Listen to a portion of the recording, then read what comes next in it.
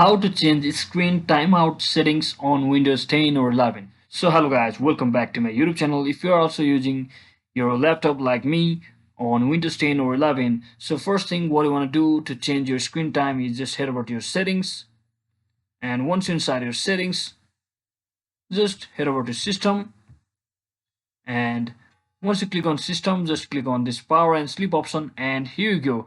In Windows 11 it might be connected, like both of the screen and sleep option might be on one single row, but in case of Windows 10 it might be different, separate, so you just have to select accordingly. So on laptop you will get two different options. On battery power, if you want to turn off your screen after certain minutes, you can choose it accordingly, and if you don't want your screen to like turn it off like never, so you can just click on never, which will never allow your laptop to turn off or go to sleep on battery power.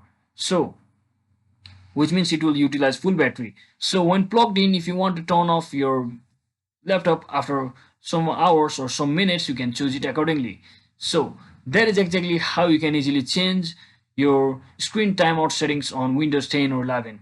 So I hope this video was helpful guys.